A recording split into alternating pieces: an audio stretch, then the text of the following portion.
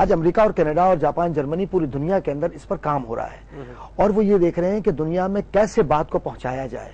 Media سب سے مؤثر طریقہ ہے، لیکن ساتھ سے ساتھ مدارس اور محافل، مجالس، یہ بھی وہ ذرائع ہیں جن کے ذریعے علماء کرام سے یا دیگر نیک لوگوں سے آپ سیکھتے ہیں۔ اچھا، آپ کے انٹرنیشنل لیکچرز بھی ہوتے رہتے ہیں، یہ ذرا موضوع چونکہ آپ بھی ظاہر ہے ماشاءاللہ انگلینڈ وغیرہ جاتے رہتے ہیں، یہ موضوع کچھ اس قسم کا آ گیا تو میں آپ کے مشاہدہ بھی اس میں سمجھنا چاہ رہا ہوں، اسی پرسپیکٹو میں جو بات ہو رہی ہے علامہ صاحب کہ بنیادی طور پہ جب قرآن کی تبلیغ کے حوالے سے فرمایا جا رہا ہے کہ جہاں تک ہو سکے اسے ہر فرد تک پہنچا دو، آج اگر آپ ویسٹرن ورلڈ کے حوالے سے بات کرتے ہیں تو ایک خاص لمٹ تو ہے، وہاں تک تو آپ جا سکتے ہیں، اس سے آگے آپ اپنی بات کو نہیں پہنچا سکتے، نہ وہ سننا چاہتے ہیں آپ کی بات کو، لیکن قرآن کہتا ہے کہ پہنچا دو، آپ پہنچا نہیں پا رہے، تو وہ جو فرق ہے اس کو کیسے ختم کریں گے؟ دیکھیں ڈاکٹر صاحب نے بڑی خوبصورت بات فرمائی کہ قرآن کریم فرقان حمید کا پیغام ایک آفاقی پیغام ہے، اور ومن بلغ کہہ کر قرآن مجید نے فرما دیا کہ یہ آقا دو جہاں صلی اللہ علیہ وسلم کے حیات طیبہ اور دور مبارک تک محدود نہیں ہے، بلکہ قیامت تک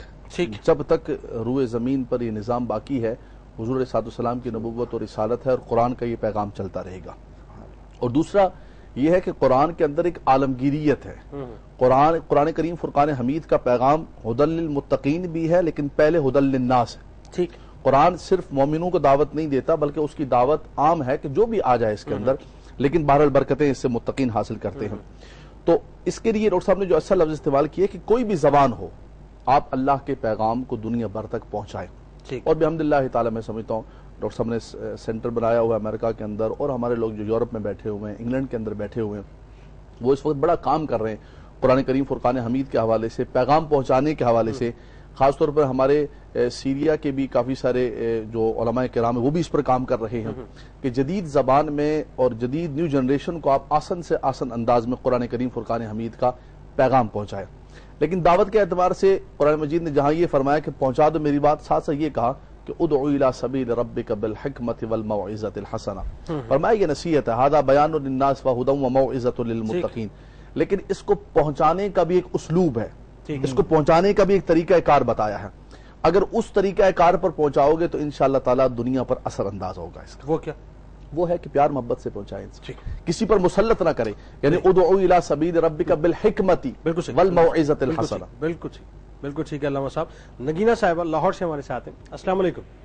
وعلیکم السلام، السلام علیکم، آپ سب کو میری طرف سے بہت بہت سلام۔ وعلیکم السلام نگینہ صاحبہ۔ جنید بھائی کیسے ہیں آپ؟ الحمدللہ اللہ کا بہت شکر ہے، آپ ٹھیک ہیں؟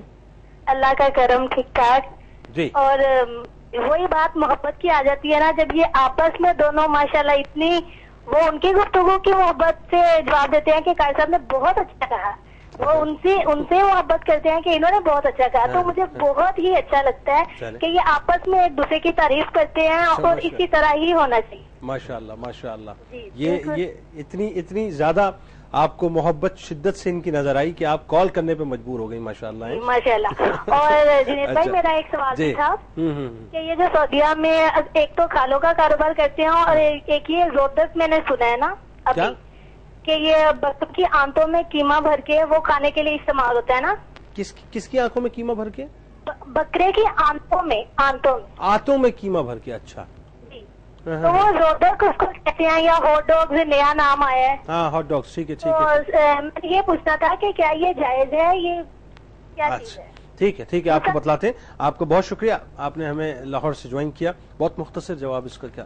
بس یہ دیکھیں، آندوں کے کھانے کے حوالے سے، اوجڑی کے کھانے کے حوالے سے ہمارے فقہاء کرام نے کراہت کا اظہار کیا ہے، لیکن بہرحال کوئی حرمت کا مسئلہ نہیں ہے۔ ٹھیک ہے، بہت مختصر، میں آخر میں سمیٹتے ہوئے صرف ایک سوال جو رہ گیا اس پہ ذرا سا کلام بہت 2-4 جملوں میں چاہوں گا کہ اہل کتاب کے بارے میں کہا جاتا ہے کہ وہ رسول اللہ صلی اللہ علیہ وآلہ وسلم کو ایسے پہچانتے ہیں جیسا کہ وہ اپنے بیٹے کو پہچانتے ہیں، اپنے بیچوں کو پہچانتے ہیں۔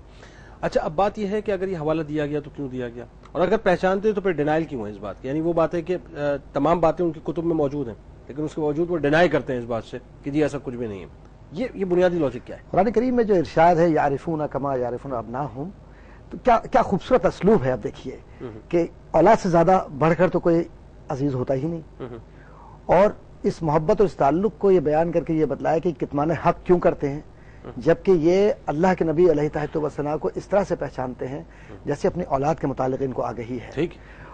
اب علماء حق جو زمانے میں تھے انہوں نے نبی کریم صلی اللہ علیہ وسلم کو پہچانا بھی، ان کی تعریف بھی کی.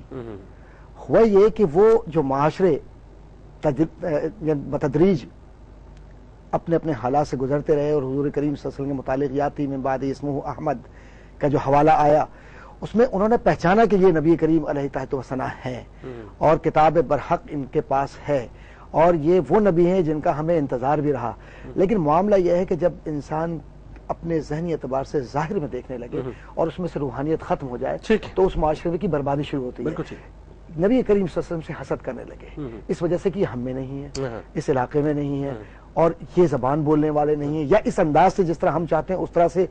تو معاملہ سب کچھ معلوم تھا، سب کچھ معلوم تھا، لیکن چھپانے کا بنیادی مقصد یہ تھا کہ وہ انکار اس لیے کرتے تھے کہ تاکہ ان کا جو اندر کا جو ایک رونت کا جو پہلو تھا، ایگو پرابلم جو ان کے ساتھ ایگو پرابلم کہی ہے، بنی اسرائیل میں سے کیوں نہیں ہے، بس سمپل بات یہ ہے وہ میں سے کیوں نہیں ہے. بس ایک بات. اور دوسری بات آپ سے عرض کروں کہ یہاں جو معنی مرادی ہے وہ یہ ہے کہ یہ بھی جانتے ہیں کہ کلام حق کیا ہے اور نبی کریم صلی اللہ علیہ وسلم کون ہے، لیکن ایمان اس لیے نہیں لاتے کہ ان کو ان کا نفس روکتا ہے. اور حضرت علامہ صاحب کی جو باتیں میں عرض کروں کہ صحیح بات یہ ہے کہ حضرت علامہ صاحب نے جو ابھی کچھ دیر پہلے بھی فرمایا اس کو بھی ذرا کوریلیٹ کیجئے کہ تبلیغ میں بنیادی بات یہ ہے کہ آپ کو اپنے نفس کو مارنا ہوتا ہے. اور جو اہل کتاب ہیں آج بھی اگر ہم مؤثر طور پر ان کی زبان میں ان کے معاشروں کی جو انداز ہیں ان کو سامنے رکھتے ہوئے ہم بات کریں اور اپنے کردار کو بہتر بنائیں ہم سب، تو کوئی وجہ نہیں کہ اسلام ہماری ایکسپینشن. بالکل ٹھیک. آپ دونوں آپ کا